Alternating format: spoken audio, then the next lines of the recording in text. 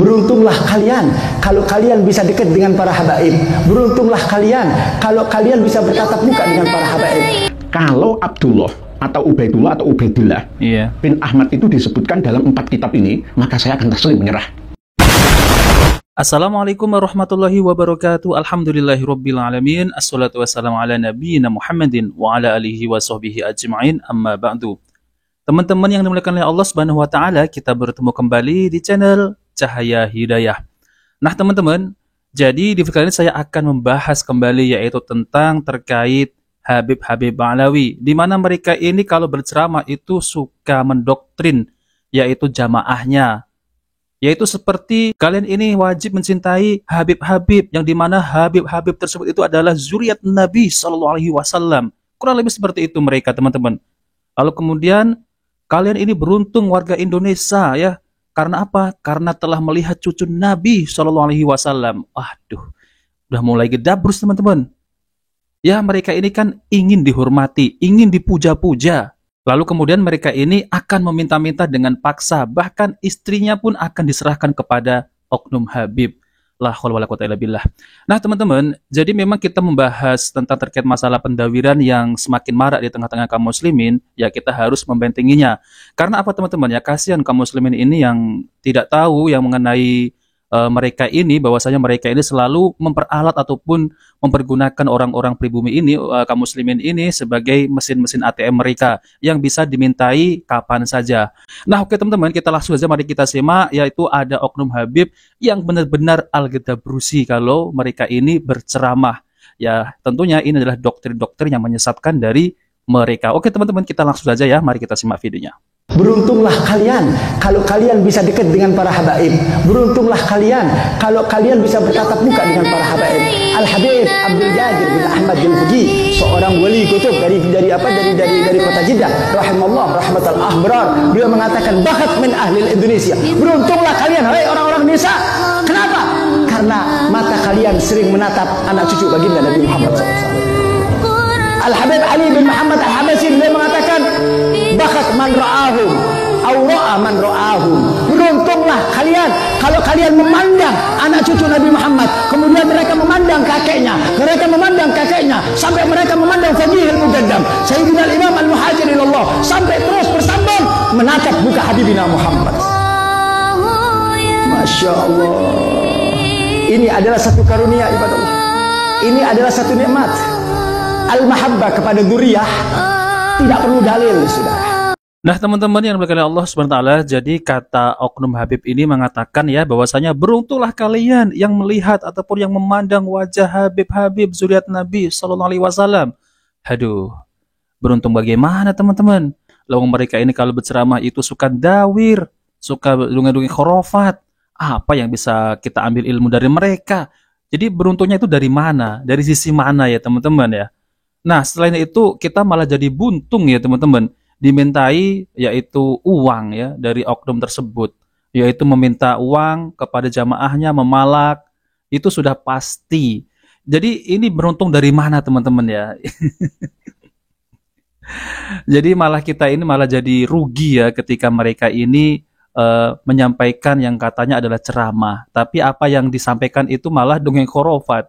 Nggak ada beruntungnya sama sekali ya. Nah, teman-teman dimuliakan Allah SWT, jadi itulah ya sebagian doktrin-doktrin mereka ini yang menyesatkan dengan embel-embel zuriat Nabi SAW. Lalu kemudian mereka ini ya menisbahkan kepada yaitu Ubaidillah ya. Ubaidillah itu nasabnya telah terputus dari Rasulullah SAW. Bahwasanya Ahmad bin Isa ini tidak memiliki anak yang namanya Ubaidillah. Namun mereka ini kekeh ya, ngeyel bahwasanya Ahmad bin Isa ini memiliki anak yang namanya Ubaidillah. Nah, teman-teman yang dimuliakan Allah SWT, jadi ini ada ya penjelasan dari Kiai Nur Ihya tentang terkait masalah nasab Ba'alawi ini ya, yang dimana mereka ini mengaku bersambung kepada Rasulullah SAW, tapi ternyata adalah putus nasabnya, teman-teman. Teman-teman, kita langsung saja ya, kita dengarkan ya secara baik-baik penjelasan dari Kiai Nur Ihya tentang yaitu nasab Ba'alawi ini. Oke teman-teman, kita langsung saja, mari kita simak videonya. Sudah sering saya sampaikan bahwa putus tak tersambung nasabnya para Habib Ba'alawi yang ada di seluruh dunia itu berdasarkan kitab karya pakar nasab asli resmi adalah 650 tahun.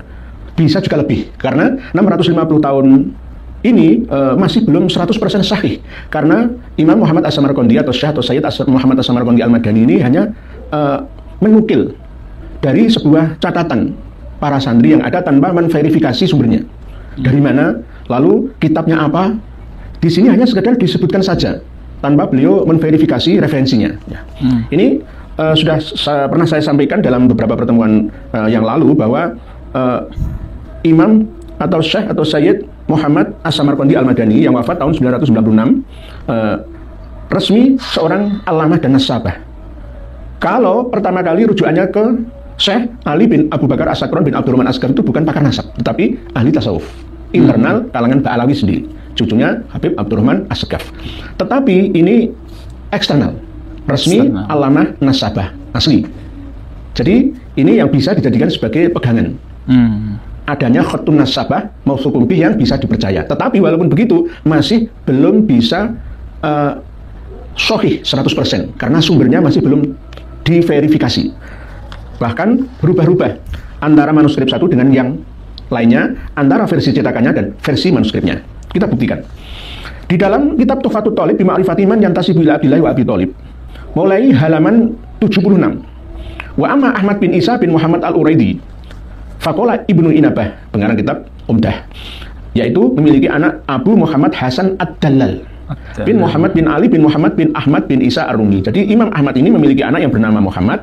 Muhammad memiliki anak yang bernama Ali alias cucunya Imam Ahmad. Ali memiliki anak yang bernama Muhammad lagi. Muhammad memiliki anak yang bernama Hasan Ad-Dallal, bukan Al-Allal, bukan Al-Khollal, bukan Al-Qollal, bukan Ad-Dallal. Ya, jangan mengikuti orang yang sedang berhalusinasi. Ad-Dallal ya Ad-Dallal ya. Imam Sayyid Ibnu Inabah atau Ibnu Ambah, pengarang Umdah, itu hanya menyebutkan sampel satu ya, anaknya Imam Ahmad yang bernama Muhammad. Wa sakata an ghairihi, dan beliau diam, tidak menulis anak-anak lainnya. Lah, qultu, saya berkata, siapa yang berkata? Sayyid Muhammad As-Samarqandi.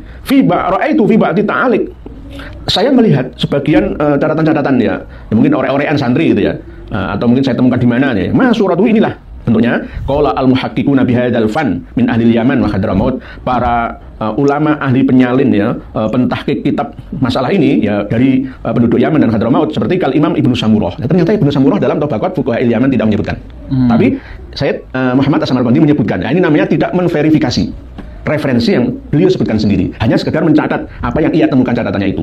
Wal Imam Al-Janadi dan Imam Bahauddin Al-Janadi atau Al-Juli dalam aslumnya juga tidak menyebutkan. Wal Imam Al-Futuhi sahib kitab Talkhis, ya ini musnah. Wal Imam Husain bin Abdurrahman Al-Hadal dalam kitab Tuhfatuz Zaman ya. Wal Imam Abil Khub Al-Bar'i, wal Imam Fadl bin Muhammad Al-Bar'i, wal Imam Muhammad Abi Bakar bin Abbad Asy-Syami, Syekh Fadl bin Abdul Asy'ari, wal Imam Abdurrahman bin Hisan. Nah, Imam Abdurrahman bin Hisan pun juga tidak sesuai dengan sejarawan internal Ba'alawi sendiri. Syekh Abdurrahman bin Hisan menyebutkan bahwa hijrahnya Ali Khalid Hisam ke Tarim itu tahun 561 Hijriah. Padahal Ali Khalid Hisam oleh Al-Hurur Habib Muhammad bin Ali bin Alwi-Khirid wafatnya 522, 39 tahun sudah meninggal dunia, masih bisa hijrah ke Tarim. Nah, ini disebutkan oleh Imam Abdurrahman bin Hisan dalam kitab Al-Hurur ya, karya Habib Muhammad bin Ali bin Alwi-Khirid. Nah, ini juga gak cocok semua. Gak cocok semua. Bagi orang yang tidak mempunyai, tidak memiliki kitab referensinya ini, maka akan iya-iya saja. Tapi kalau yang punya akan menelitinya, mengoreksinya, mencocokkannya. Kalau nggak cocok ya berarti gagal. Gagal. Nah, terus menyebutkan tentang hijrahnya Imam Ahmad bin Isa. Ya, Kharaja Sayyid Syarif. Nah, ini sebelum kita bahas lebih dahulu, ini ada selingan. Kalau Abdullah atau Ubaidullah atau Ubaidillah bin Ahmad itu disebutkan dalam 4 kitab ini, maka saya akan taslim, menyerah. Apa kitabnya? Tabaqat Fuqaha'il Yaman, Tabaqat Sulaha'il Yaman, ya. As-Suluk fi Tabaqatil Ulama wal Muluk, dan Tuhfatuz Zaman fi Tarikhi Sadatil Yaman. Kalau 4 kitab khusus ya, karya ulama yang ada di Yaman ya, sampai Oman kalau sekarang. Kok menyebutkan Abdullah bin Ahmad bin Isa, saya akan taslim. Saya punya kitabnya semua ini, bahkan saya manuskrip-manuskripnya nggak ada. Satu pun tokoh Al-Imam Al-Bari Al-Wari Sahibul Fadilah wal Karamah Al-Mujtahid Al-Hafidh nggak ada dari kalangan Ba'alawi, itu nggak ada. Yang ada itu Alawi, Ba'alawi dari Bani Hadid bin Ahmad bin Isa. Pertama, Tabaqat Fuqaha'il Yaman, Tabaqat Sulaha'il Yaman, As-Suluk itu Tabaqatul Ulama wal Muluk, Tuhfatuz Zaman fi Tarikhi Sadatil Yaman. Kalau masalah tarikh Hadramaut karya Habib Sholeh Al-Hamid dan itu baru semua. Ini pokoknya ini tokoh-tokoh awal mulai dari 586 wafatnya. Ini berarti ada muasir setelahnya, termasuk diantaranya adalah Husain Al-Abdal. Ya, ini jelas tahu tentang seluk-beluk tokoh-tokoh yang ada di Yaman, ya, baik Yaman Utara ataupun Selatan. sampai Oman, tahu semua, tapi nggak ada. Nggak ada. Al-Faqihil Muqaddam, Imam Syafi'i ini nggak ada. Umat kita ini nggak menyebutkan. Oke, setelah ini dipindah-pindah, dinukil oleh nasabah setelahnya. Begitu juga oleh mu'arikh, nasabah dan ahli tasawuf dari kalangan Ba'alawi sendiri. Jelas ini selegenze itu loh. 3 versi baik cetakan, versi Berlin, versi Almania beda-beda. Al-Malikil Mannan, Al-Malikil Dayan.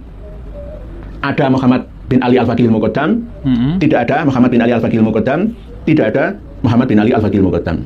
Di sini ada Ali Khalid Ihsan, di sini tidak ada Ali Khalid Ihsan, di sini tidak ada Ali Khalid Ihsan. Mana yang benar? Inilah yang namanya riwayah yang mudharibah, tidak ilmiah, tidak bisa dijadikan sebagai hujjah atau pegangan. Nah, teman-teman yang dimuliakan Allah SWT, jadi itulah ya penjelasan dari Kiai Nur Ihya Hadinegoro tentang terkait masalah nasab Ba'alawi ini. Yang tentunya ini adalah ya membongkar semua klan Ba'alawi ini, yang dimana mereka ini selalu menisbahkan kepada zuriat Nabi SAW. Namun ternyata teman-teman ya hasilnya adalah terputus, dan bahkan kitab-kitab juga ya banyak yang menampilkan bahwasanya mereka ini tidak bersambung kepada Rasulullah SAW, dan mereka ini mentok kepada Ubaidillah.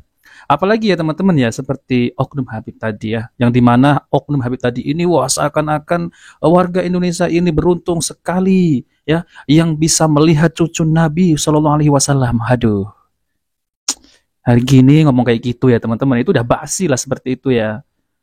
Saya rasa orang-orang yang semacam ini itu bukan 1-2 ya, tapi banyak, yang dimana mereka ini kalau berceramah ya seperti itu, selalu meninggikan yaitu nasab ya. Padahal ya, orang yang paling mulia di sisi Allah Subhanahu wa taala adalah orang yang paling bertakwa, bukan karena nasab. Jadi apa gunanya memiliki nasab ya yang bersambung kepada Rasulullah SAW, tapi mereka ini tidak mengikuti yaitu sunnah-sunnah Nabi. Akhlaknya entah kemana, lalu kemudian mereka ini suka minum khamr, berzina dan lain-lain, itu malah mereka ini bangga ya teman-teman. La haula wala quwata illa billah. Itu pun mereka nasabnya itu masih diperselisihkan ya teman-teman. Ya jadi udah pamer dulu gitu ya. La haula wala quwata illa billah. Tentunya hal ini ya teman-teman ya, yang masih awam ini saya kasihan sekali. Nah maka dari itu saya terus membongkar ya mereka-mereka ini yang selalu dawir di tengah-tengah kaum muslimin, seperti video tadi itu, yang pingin dikultuskan, pingin dipuja-puja, lalu kemudian mengatasnamakan zuriat Nabi. Udah ketinggalan zaman sekarang teman-teman seperti itu. Sekarang itu adalah ya bagaimana kita ini menyampaikan ilmu-ilmu agama sesuai dengan Al-Quran dan sunnah-sunnah Nabi SAW dan pemahaman para salafus soleh. Itu yang harus kita sampaikan kepada umat, bukan ya nasab apa gitu ya teman-teman. Jadi memang ahlu sunnah itu wajib untuk mencintai zuriat Nabi, tapi tunggu dulu zuriat yang mana. Kalau zuriat yang KW-KW ya nggak mau. Kalau zuriat yang asli, tidak kuar-kuar seperti yang KW itu ya. Jadi yang asli itu nggak perlu kuar-kuar. Mereka ini yang asli ya, kalau benar-benar zuriat Nabi, mereka ini menyembunyikan bahwasanya mereka ini adalah zuriat Nabi. Nah yang KW-KW ini yang suka ya kuar-kuar zuriat Nabi, tapi nol apa yang disampaikan dalam ceramahnya itu. Malah isinya dongeng-dongeng khurafat, isinya adalah pembodohan. Isinya bukan dari Al-Quran dan Sunnah. Jadi mereka ini yang disampaikan itu bukan ilmu agama, ya hanya cerita-cerita yang mereka karang-karang dari kitab-kitab mereka itu. Faqih Muqaddam, nah itu andalannya waliullah, wali kutub, yang mi'raj 70 kali sehari bertemu dengan Allah. Aduh, udah gak zamannya seperti itu ya teman-teman. Nah oke teman-teman, itu saja yang saya sampaikan ya. Jika video ini bermanfaat, jangan lupa like dan subscribe di channel Cahaya Hidayah. Wabillahi taufiq wal hidayah. Wassalamualaikum warahmatullahi wabarakatuh.